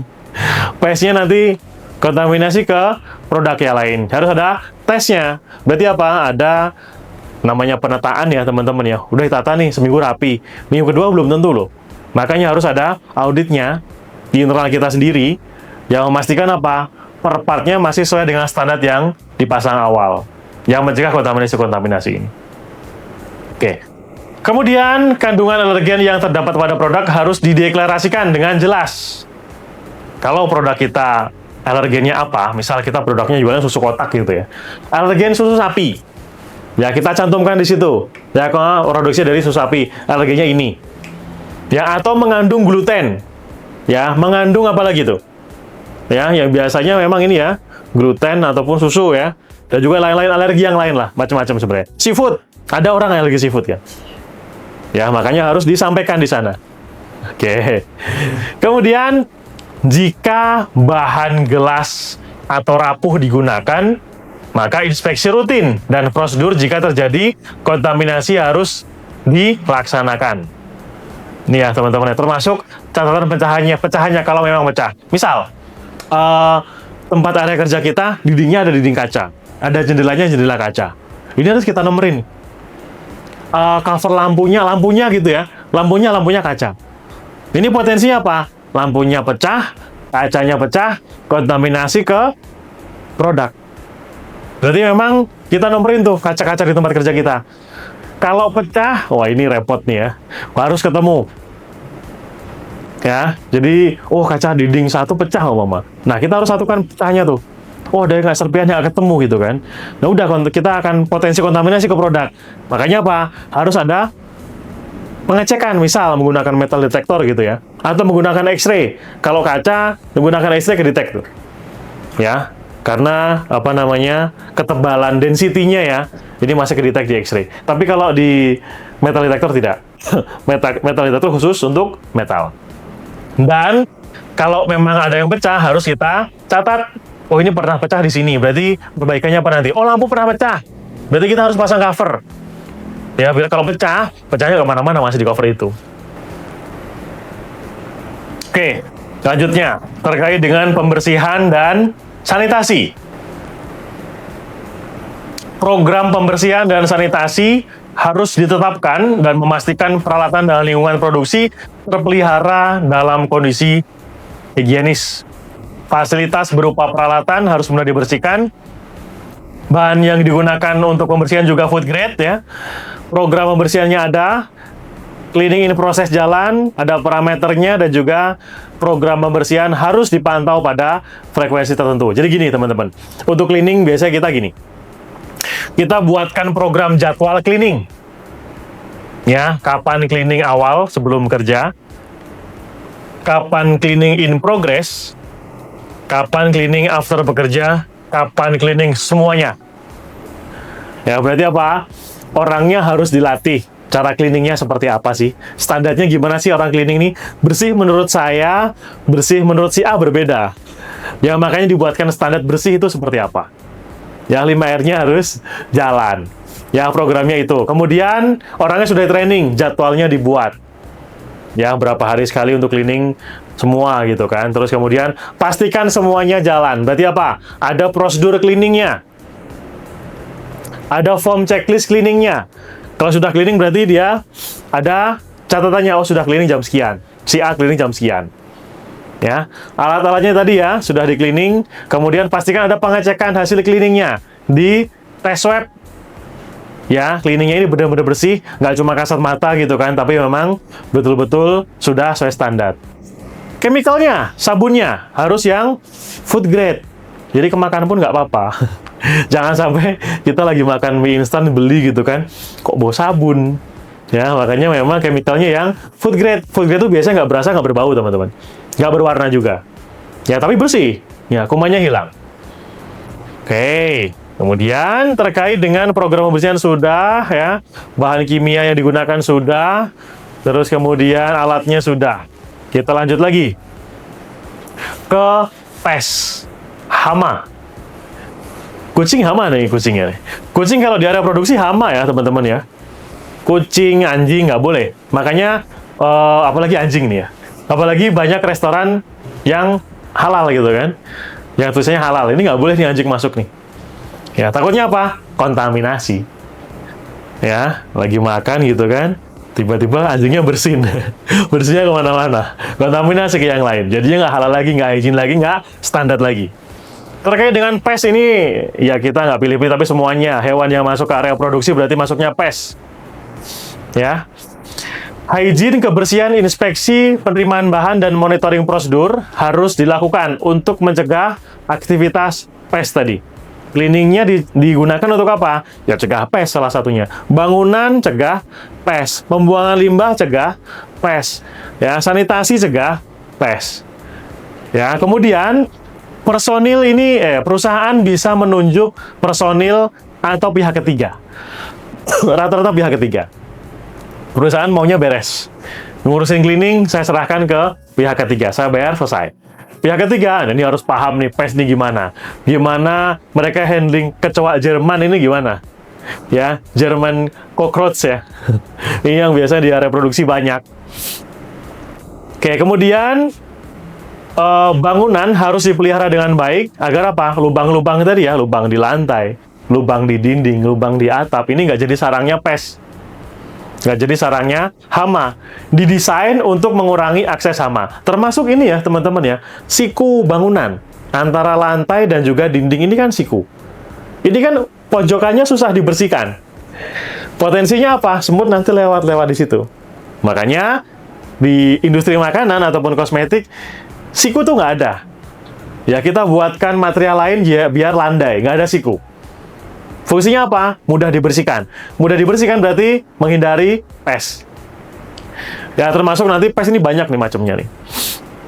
Ada yang menggunakan lampu UV ya, menarik hama lah. Jadi kayak ngengat, kemudian lalat, nyamuk, dia akan tertarik ke sana lampunya. Nempel, nah di sana ada trapnya. Terperangkap di sana. Kemudian yang di luar apa? Buat tikus. Ya, biasanya ada jaring ataupun keranjang gitu ya. Jadi kalau tikus nanti lewat masuk, udah ketangkep. Oke? Jadi pes ini macam-macam. Semua pes. Ya, kita harus atur. Makanya biasanya perusahaan nggak mau ribet. Ya, tinggal kontak vendor yang ahli pes gitu kan. Udah kita serahkan ke mereka. Termasuk foggingnya ya, teman-teman ya. Jangan sampai foggingnya nanti yang nggak food grade nih. Dia mau mematikan kutu umpama. Oh Pak, tepung di gudang saya ada kutunya gitu ya. Ada potensi nanti takutnya kontaminasi ke produk. Akhirnya apa? Di fogging. Foggingnya harus food grade lah. Jangan sampai nanti tepungnya di fogging gitu kan. Foggingnya terkontaminasi dengan chemicalnya. Nanti beracun malah produk kita. Ya, foggingnya harus menggunakan yang food grade. Kemudian, penyimpanan harus didesain untuk mencegah tersedianya sumber makanan. Sumber makanan bagi pes. Pes itu datang kalau ada makanan. Ada gula, ada semut ya. Bukan ada yang lain nih. Ada gula, pasti ada semut. Ya, berarti apa? Jangan sampai gula kita tumpah. Kalau tumpah nanti apa? Semut akan berdatangan. Berdatangan, pesnya luar biasa. Manggil teman-temannya yang lain. Ya, berarti apa? Penyimpanannya harus proper, tidak tumpahan. Makanya gini teman-teman, area kantin, tempat makan karyawan, ini harus jauh nih dari area produksi ini. Biasa di kantin kan, entah itu ada nasi jatuh lah, lauk jatuh, nanti apa? Semut datang, kecoa, dan lain-lain. Ya, itu juga harus diproper tuh. Harus dibersihkan berkala kantinnya. Kemudian juga jaraknya juga harus diatur dengan area produksi ya. Biar apa? Di sana potensinya lebih besar. Jangan sampai nanti pes yang ada di kantin masuk ke area produksi. Oke, kemudian penggunaan pestisida harus dibatasi dan dikendalikan untuk menghindari potensi bahaya ke produk. Sudah kita bahas tadi ya, terkait dengan penggunaan chemical-chemical yang food grade, tapi juga nggak boleh banyak-banyak nih ya. Udah mentang-mentang food grade gitu kan diminum. Atau pemakaiannya berlebihan. Ada standarnya, sesuai dengan cara pemakaian. Ya teman-teman, kadang ini operator-operator ngide ya. Oh Pak, biar cepat beres Pak, kita pakainya banyak-banyak. Kalau banyak-banyak nanti malah kontaminasi ke produk ya. Yang jadinya food grade karena terlalu banyak, jadinya non food grade gitu ya. Ini nggak boleh. Kemudian kebersihan personil dan fasilitas karyawan. Personil ya teman-teman ya. Kalau fasilitas karyawan mungkin kita sudah sampaikan tadi, kantin gitu ya. Ruang istirahat. Terus kemudian mungkin ruang toiletnya juga harus clean. Berarti harus dibersihkan secara berkala, ada tesnya lagi dan lain-lain. Kemudian untuk orangnya, ya ini orangnya juga harus bersih. Orangnya jorok, jangan. Untuk karyawan, seluruh personil harus mematuhi persyaratan kebersihan. Harus rajin mandi. Masa kita mau beli makanan orangnya nggak mandi ya? Makanya harus bersih ya teman-teman ya. Harus punya standar kebersihan. Berarti apa nih? Mulai dari badan, rambut. Yang nggak punya rambut nggak apa-apa, aman ya. Kalau ada rambut berarti apa? Mereka harus menggunakan penutup kepala, ya, shower cap, yang memastikan rambutnya nggak jatuh. Ya. Kemudian apa lagi? Bulu-bulu, bulu tangan gitu ya. Berarti harus apa? Menggunakan kemeja lengan panjang. Ya. Kemudian pakai sarung tangan lagi. Kumis, jenggot ini nggak boleh ya. Berarti biasanya orang-orang produksi ini nggak boleh berjenggot. Wah Pak, diskriminasi Pak, ini standar hygiene-nya begitu. Atau gini, ada yang membolehkan tapi mereka menggunakan maskernya khusus. Nggak masker standar lagi, maskernya luar biasa, lebih besar. Ya, jadi kumis jenggot tercover, bener-bener tidak ada yang terlepas. Ya. Kemudian tangan, ya ini juga harus bersih, kuku nggak boleh panjang. Ya, perhiasan nggak boleh dipakai kalau masuk area produksi, cincin, ya, gelang, anting, ya tidak boleh digunakan. Khawatirnya apa? Ketika kontak produk, cincin kita jatuh, masuk ke produk, kontaminasi. Dijual konsumen, lagi makan, dapat jackpot cincin. Ya, kalau cincin, kalau yang lain, ya betul akik gitu kan. Nah ini ketika masuk ke area produksi berarti si hygiene karyawannya termasuk aksesoris ya, tidak boleh. Oke. Fasilitas kebersihan untuk personil yang harus tersedia dan mudah dibersihkan. Ya, contohnya wastafel, toilet, ya. Kemudian area steril yang untuk pembersihan badan kita ketika masuk ke area produksi harus disediakan oleh perusahaan dan harus standar ya. Airnya ini kan ya jangan air yang kotor, berarti air yang sudah dengan standar produksi tadi. Ya airnya harus yang itu. Jangan nanti ada inputan air dari yang lain lagi ketika kita cuci tangan gitu kan. Beda dengan air produksi, kita kontaminasi nanti di dalam. Ya berarti harus disediakan oleh perusahaan. Perusahaan mewajibkan hygiene bla bla bla. Tapi nggak disediakan alatnya mau gimana? Nggak bisa. Ya, toilet ya. Toilet, orang buang air besar, buang air kecil, ya disediakan apa? Toiletnya yang jumlahnya proper. Masuk ke K3 nih. Ya, jumlahnya oke, sesuai dengan jumlah karyawan. Pembersihannya ada. Ya, airnya tersedia, sabunnya ada. Ya, dan lain-lain. Untuk toilet ini ya, cewek-cowok dipisah ya, teman-teman ya, jangan digabung. Kemudian, kantin harus disediakan agar tidak menimbulkan kontaminasi silang dengan area produksi dan dapat dibersihkan. Kantin ini jadi sarangnya pes ini ya. Karena apa ya? Karyawan istirahat di situ kan, makan di situ. Ya banyak remahan makanan, ya banyak tumpahan, mungkin ada minuman manis. Mengundang apa? Pes. Ya makanya apa? Kantin juga harus bersih. Ada PIC-nya khusus yang bertanggung jawab di sana siapa? Kalau ada tumpahan, kalau ada apa yang membersihkan siapa? Kalau ada hama, pest control dipasang di mana? Ya kantin juga ada. Ya, ada juga tersedia untuk kontrolnya seperti apa, jadwal kebersihan, orang PIC-nya siapa, alat kebersihannya ada, dan lain-lain.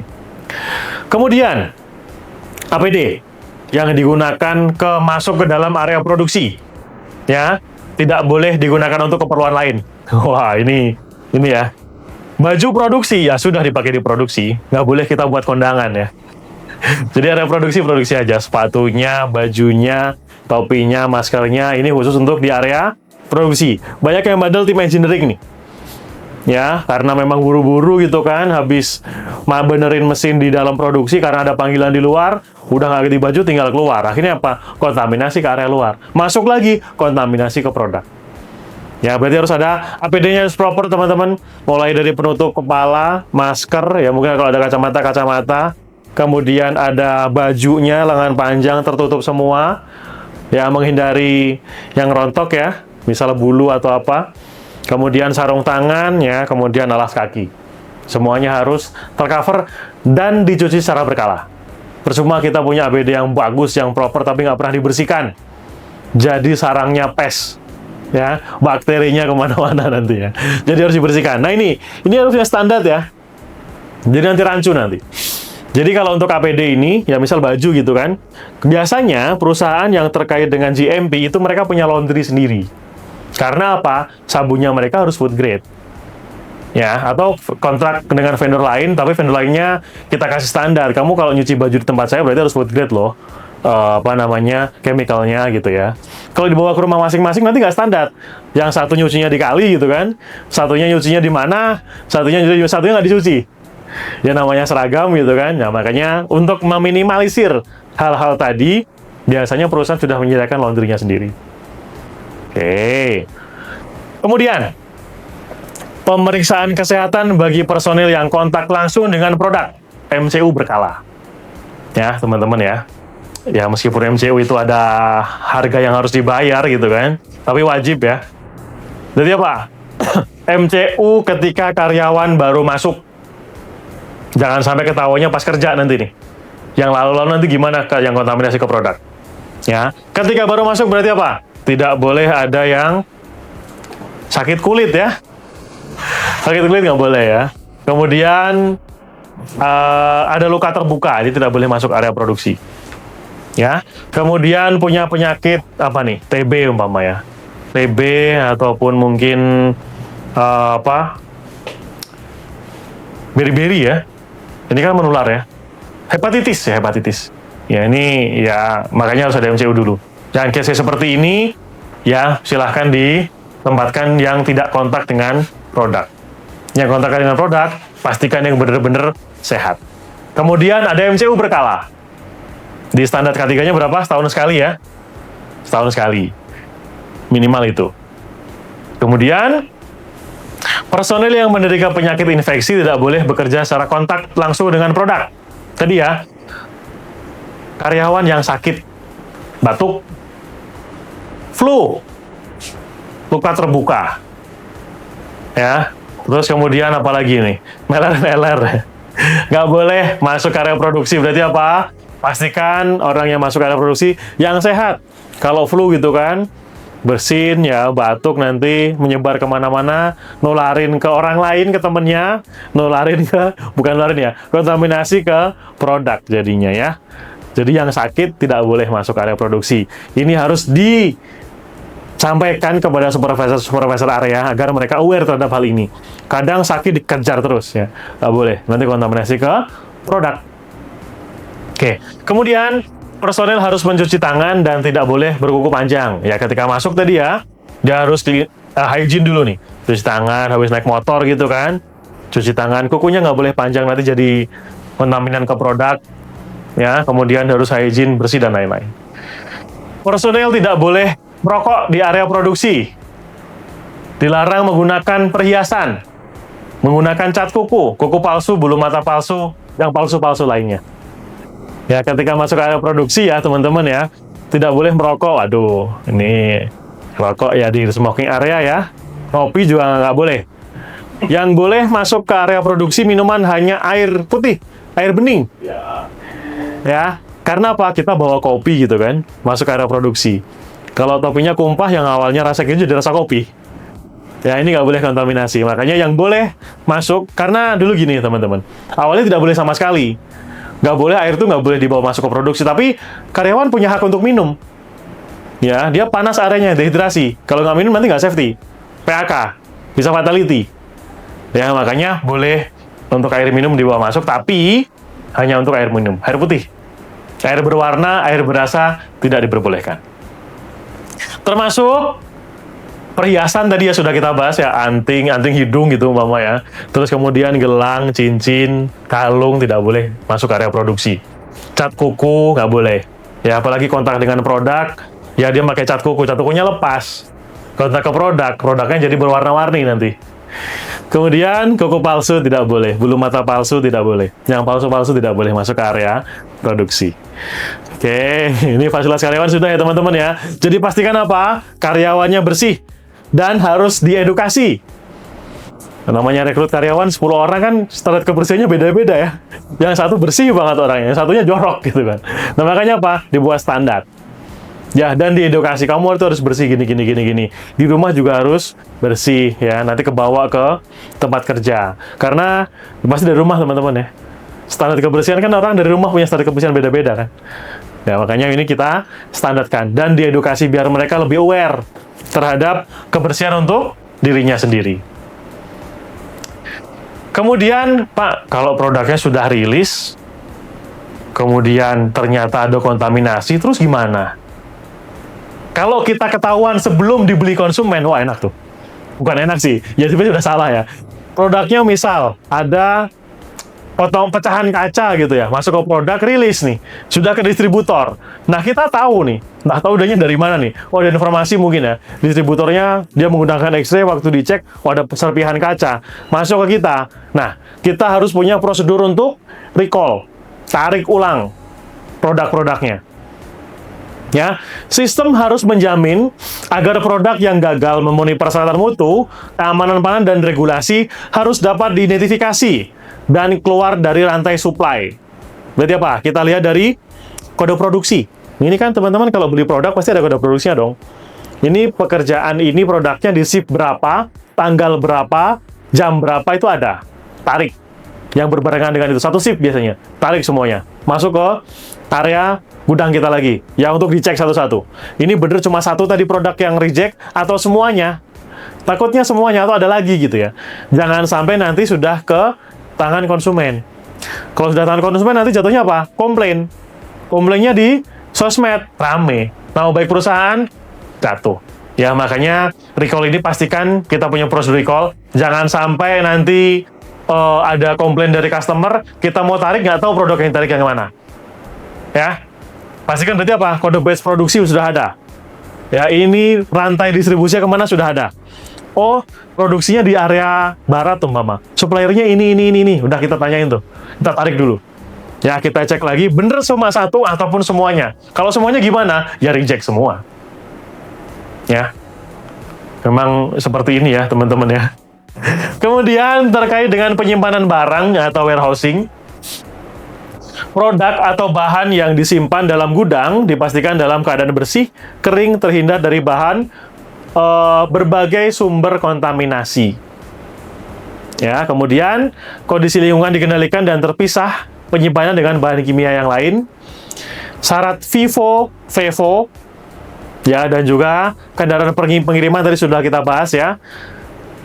Kendaraan pengiriman produk mampu melindungi produk bahan dari kontaminasi dan kerusakan sudah kita bahas untuk kendaraan. Warehouse berarti apa? Setiap produk punya karakteristik penyimpanan yang berbeda-beda. Keju nyimpennya di suhu berapa? Telur nyimpennya di suhu berapa? Tepung nyimpennya di suhu berapa? Buah, ikan, daging, macam-macam. Sesuai dengan karakteristik si produknya masing-masing. Produk yang masuk kita pasti ada COA-nya. Ya, COA isinya adalah bagaimana kita handling produk. Di suhu berapa, tempatnya seperti apa, penumpukan maksimal berapa, itu sudah ada di COA-nya. Ya, dan di sekat-sekat ya, ikan nggak boleh campur dengan keju gitu kan, coklat dan lain-lain harus tersekat dan terpisah-pisah. Mencegah tadi kontaminasi. Termasuk bahan kimia. Ya, bahan kimia pasti ya. Kalau bahan kimianya kita baik food grade maupun non-food grade ini harus terpisah. Ya, di warehouse-nya. Kemudian FIFO, first in, first out. Namanya produknya makanan, ataupun obat, ataupun skincare, pasti ada expire-nya. Ya, first in yang masuk pertama, itu yang first out yang keluar pertama. Jangan first in, ditumpuk terus. Jadi yang belakangan baru yang keluar. Akhirnya apa? Yang sudah lama tadi apa? Expired. Ya, FIFO, first in, first out. FEVO, ya, expire in, expire out. Yang expirednya paling cepat, ini yang kita proses dulu nih, yang kita pakai. Expirednya yang paling lama, simpen dulu di belakang. Ya, orang warehouse ini FIFO harus jalan nih. Karena nanti kerugian rejectnya banyak ya. Kalau kita cuma reject satu kardus mungkin nggak terlalu ini. Rejectnya 2 ton, expire gitu kan. Berapa ratus juta ya. Nah ini, orang warehouse harus oke nih ya. Kemudian, informasi produk ataupun kesadaran konsumen. Ya, informasi produk harus disampaikan kepada konsumen, sehingga konsumen dapat memahami pentingnya produk tersebut. Prosedur harus tersedia untuk memastikan penerapan label yang benar terhadap produk. Teman-teman kalau beli produk susu, ya, di kardusnya pasti ada komposisi. Ya, alergennya apa, kandungannya apa, dibuatnya dari apa, expire-nya kapan. Semua harus disampaikan pada produk. Ya, pada label. Kalau nggak ada gimana? Wah, ini barang apa ini kan? Ya, kecuali resto kan makan di situ. Habis itu udah selesai. Ya, ini yang produk-produk kita bawa yang kering gitu kan, harus disampaikan secara jelas. Netonya berapa? Ya, siapa yang beli minyak seliter dapatnya 900 mili. Tulisannya seliter ya. Minyak apa tuh? Oke, kita lanjutkan. Termasuk labelnya adalah proses penyimpanan, persiapan, dan penyajian. Contoh, mie instan. Teman-teman kalau beli mie instan, udah tahu kandungannya apa, bla bla bla. vitaminnya sekian gitu ya, umpama gitu kan. Kemudian nyimpennya di suhu berapa? Cara penyajian. Ya Pak, ini kok kayaknya bodoh sekali ya, kurang ini ya, kok kayaknya nggak pas sekali gitu kalau nggak disampaikan. Padahal teman-teman, kalau nggak disampaikan, kadang kan orang ada yang nggak tahu nih. Oh Pak, makan mie instan ternyata dimakan sama bungkusnya gitu ya. Makanya tetap harus disampaikan tata cara penyajiannya seperti apa. Direbus dulu ya 5 menit, kemudian dicampurkan bumbunya ya, Mas tuang ke mangkok, kasih kuah, baru disajikan. Kalau nggak disampaikan seperti itu, orang-orang akan berkreasi nanti. Ini orang Indonesia apalagi kan banyak kreasinya ya. Tapi wajib kita sampaikan saran untuk penyajian. Ya, termasuk produk apapun sih. Ya, roti mungkin ya, kemudian susu gitu kan. Terus kemudian mungkin ada produk apa nih, buah hamil ya. Terus kemudian apa lagi, mie instan, ya jus dan lain-lain. Oke, selanjutnya terkait dengan mengelola, memastikan semua prosedur kita tadi, baik area, baik alatnya, baik orangnya, baik prosedurnya, ini bisa berjalan dengan maksimal. Kita harus melaksanakan audit. Mengelola program audit ya untuk memastikan tadi areanya baik, orangnya baik ya, sesuai dengan standar, prosedurnya ada, cleaningnya berjalan gitu kan. Ini kan nggak cuma digunakan untuk sekali dua kali pakai ya, tapi memang berjalan untuk selamanya ya. Nah, untuk memastikan program-program tadi berjalan dengan baik ya, makanya harus dilakukan program audit. Untuk program audit, ya pertama kita harus tahu sasaran auditnya apa, kemudian identifikasi dan peluang terkait dengan kontaminasi tadi apa, ruang lingkupnya di mana, jadwal auditnya, jenis auditnya, kriteria audit, metode audit, kriteria pemilihan tim auditnya, dan juga informasi terdokumentasi yang relevan. Ya, mulai tim auditnya juga harus dipilih ya teman-teman ya. Oke, untuk melakukan audit berarti kita harus ada initiating dulu. Ya, kemudian kita harus tahu nih mapping nih area kita ini seperti apa sih? Ya, program kita apa sih? Produk kita apa sih? Ya, orangnya seperti apa? Kemudian baru kita lakukan persiapan audit buat prosedur auditnya. Ya, orang-orangnya. Kemudian jadwal auditnya kapan? Baru kita lakukan aktivitas di auditnya. Oke, untuk pertama, inisiatif audit. Pertama apa? Kita harus komunikasi dengan auditi, tim di lapangan. Bro, misalnya, guys gitu kan, atau Pak, di tempat Bapak kira-kira potensi bahaya terkait dengan kontaminasinya apa ya? Ya Pak, di sini gudang nih Pak ya, barangnya banyak gitu kan, manuvernya susah, kontaminasi mungkin dekat gudangnya ada saluran air, seperti itu. Ya, dan juga menentukan kelayakan auditnya. Oh, berarti kalau seperti ini, nanti standarnya seperti apa ya? Nanti disepakati nih ya. Karena ya standar kita harus sesuaikan dengan kebutuhan si auditi juga. Ya, kita nggak bisa buat standar produksi digunakan standar harus beda nih. Ya, bahan baku dengan bahan jadi kan berbeda. Ya, makanya di sini kita harus komunikasikan dengan auditi dan juga menentukan kelayakan di auditnya. Kemudian, ya, kita lanjut ke persiapan audit. Ada review kelengkapan dokumen. Mereka sudah punya belum sih dokumen-dokumen untuk proses auditnya? Mereka udah punya belum sih dokumen untuk cara kerja mereka? Ya. Kemudian perencanaan auditnya, tujuannya, ruang lingkup dan juga jadwal. Itu kita yang buat, atau tim food safety-nya, tim GMP-nya, dan juga nanti penugasan pekerjaan ke tim audit. Berarti apa, teman-teman? Ya, tim auditnya kita pilih dulu ya. Pilih dulu. Kalau memang dipilih kan berarti apa? Harus qualified. Qualified berarti apa? Harus di training. Ya, diajarkan mereka cara mengaudit, standar GMP seperti apa. Jangan sampai nanti yang ngaudit nggak tahu nih, ini temuan apa enggak ya. Ya, bingung nanti karena nggak punya standar. Ya, harus di training dulu. Ya, kemudian di simulasi lah audit seperti apa dan lain-lain. Baru nanti kita buatkan jadwal dan mereka mulai review untuk dokumen ke auditi. Punyanya seperti apa sih? Di audit ini sudah punya dokumen apa saja gitu ya. Kemudian harus membuat checklist. Jadi patokan si auditor ini, kalau mereka turun ke lapangan melakukan audit, mereka punya pegangan. Checklist audit harus membuat checklist audit. Isinya apa? Tujuannya untuk membantu pertanyaan audit agar sesuai dengan urutan yang logis. Ya, ini ditata nih sudah nih. Oh Pak, di sini warehouse terkait dengan bagaimana loading barangnya mulai masuk, penyimpanan seperti apa ya. Jadi sudah kita buatkan listnya, list kuesionernya. Memastikan tidak ada urutan yang terlewat, memastikan agar fokus dan ruang lingkup auditnya sesuai, dan juga tidak melebar gitu maksudnya. Identifikasi bukti yang diharapkan. Ada kolom untuk buktinya mana nih. Oh ini sudah oke Pak, buktinya mana? Ya, nanti ada identifikasi bukti. Kemudian ini contoh checklist audit ya teman-teman. Ini standarnya by ISO TS atau ISO 22000 sesuai dengan klausulnya. Dan di gudang ini ya, apakah pengendalian, penataan, dan kebersihan gudang bahan baku tersedia? Ya, S berarti apa nih? Standar. TS tidak standar ya, NA belum ada sama sekali. Gitu ya. Yang kedua, apakah proses pemisahan dalam penyimpanan bahan baku dan bahan kimia sudah ada? Ya, standar. Tidak standar atau belum ada sama sekali. Ini checklist-checklistnya. Kalau sudah ada checklist, oke gitu kan? Ya sudah checklist. Kalau NA, berarti catatannya kita buatkan prosedurnya. Ya, kita buatkan metodenya nanti seperti apa.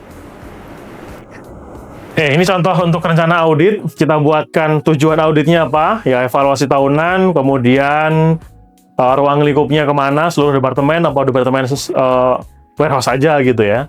Kriterianya apa? Di sini contohnya mungkin di ISO 22000. Ya, secara dokumen ISO 9000. Atau mungkin ada FSSC. Atau mungkin ada BPOM, ada halal ya, dan lain-lain. Tanggal audit disebutkan, tim auditornya siapa? Metode auditnya apa? Mungkin ada wawancara, observasi langsung, dan juga review dokumen. Peran dan tanggung jawab auditor sesuai dengan SK. Berarti timnya tadi ada SK, berarti ada penunjukan. Sudah ditunjuk, berarti sudah kompeten. Sudah kompeten, berarti sudah di training. Ya. Kemudian aktivitas audit ini sebenarnya sama ya teman-teman ya. Dengan audit-audit yang lain, ada opening meetingnya ya, antara tim auditor dan juga tim auditi ya, proses audit, dan juga sampai nanti ke closing meetingnya. Ya, opening meeting ya biasa kita sampaikan tujuan audit kita apa ya, konfirmasi persetujuan dari auditi, kemudian pengenalan tim auditor ya, memastikan semua perencanaan aktivitas audit dapat dilakukan. Ini biasa kita sampaikan di opening meeting. Kemudian proses wawancara. Ya ini wawancaranya, nah ini ya teman-teman ya, kenapa kok auditor harus di training ya? Karena mereka harus melakukan wawancara kepada auditi. Ya jangan sampai nanti pertanyaannya nggak nyambung nih dengan nanti tujuan auditnya.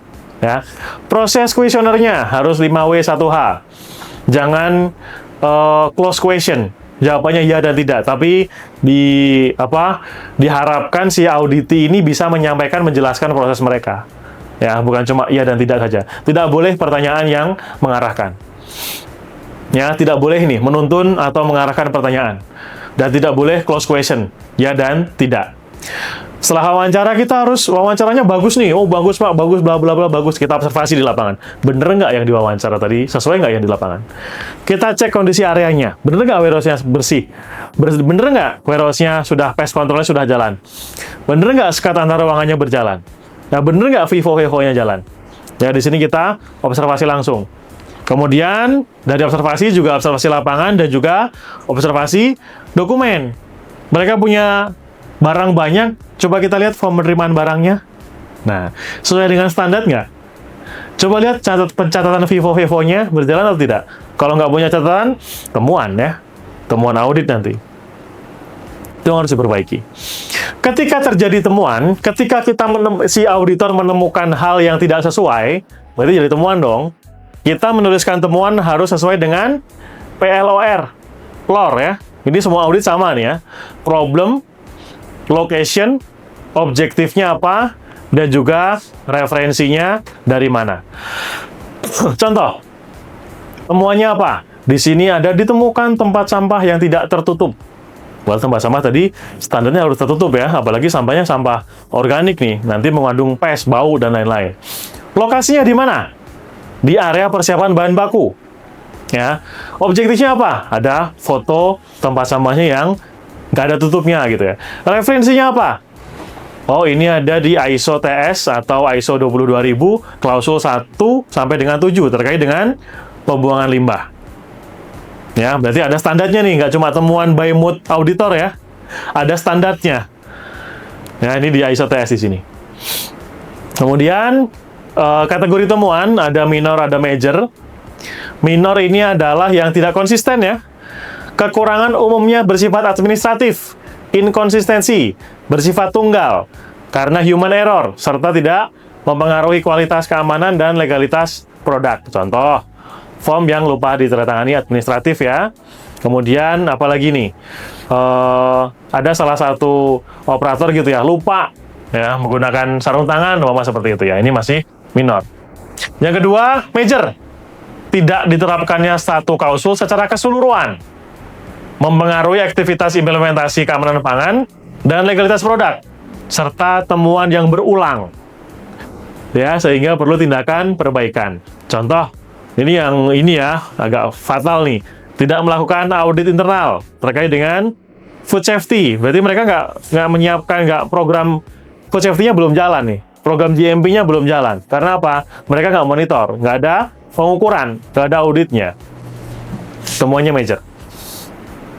Kemudian setelah temuannya kita dapat, minor majornya, baru kita closing meeting antara auditor dan juga auditi. Penyampaian hasil temuan audit kepada auditi. Ya, konfirmasi dan persetujuan antara auditor dan auditi. Oh Pak, tadi temuannya ini loh di warehouse A, B, C gitu ya. Ternyata apa si auditnya? Oh Pak, saya masih bisa nih menyanggah yang nomor 2. Ternyata ada kok buktinya, ini ada. Nah, berarti nggak jadi temuan. Konfirmasi dulu. Terkait hasil temuan audit, penyampaian rencana dan saran perbaikan, serta deadline pengerjaan perbaikan. Nanti setelah kita sampaikan semua temuannya, si auditi harus membuat apa? Timeline perbaikannya kapan? Oh Pak, di sini ada temuan tutup tempat sampahnya nggak ada, Mama. Timeline perbaikannya kapan? Minggu depan ya. PIC-nya siapa? Si A. Nah, ini harus dijelaskan secara detail nanti ya. Kalau nggak gitu, sekedar temuan. Sekedar temuan, buat apa ada audit kalau nggak diperbaiki gitu kan? Tujuan dari audit kan perbaikan. Ya. Konfirmasi, apakah temuan audit dapat diterima? Ya, kepada si auditi tadi. Ya, close temuan dan juga sesegera mungkin bisa di close temuannya. Kalau nggak bisa, berarti harus ada timeline tadi ya. Kapan diperbaikinya, PIC-nya siapa, waktunya, kapan. Ya, mungkin ada temuan-temuan yang harus butuh budget gitu istilahnya. Kemudian selanjutnya, kita harus membuat laporan audit. Ya, persiapan pembuatan laporan, distribusi laporan audit, penyelesaian audit, dan tindak lanjut. Pastikan hasil audit dilaporkan kepada tim internal audit atau tim manajemen ya, untuk dikomunikasikan kembali kepada tim auditi dan menjadi input dalam pelaksanaan rapat tinjauan manajemen untuk perbaikan GMP di periode berikutnya. Oke, pastikan ya, kalau kita membuat laporan, pastikan ada tindakan koreksi yang bisa dilakukan perbaikan saat itu juga. Misal hold produk, tutup tempat sampah, pakein APD, itu kan bisa dilakukan sekarang gitu kan. Kemudian tindakan koreksi yang sifatnya pencegahan. Misal sosialisasi orangnya ya. Terus kemudian buatkan prosedur, buatkan form dan lain-lain. Peluang perbaikan di sini adalah berupa saran yang baik dan bermanfaat ya, dan juga bersifat tidak wajib, namun lebih baik dilakukan dan dapat dipertimbangkan untuk perbaikan. Oke, mungkin untuk materi terakhir tadi audit ya teman-teman ya. Saya mungkin ringkas sedikit terkait dengan audit.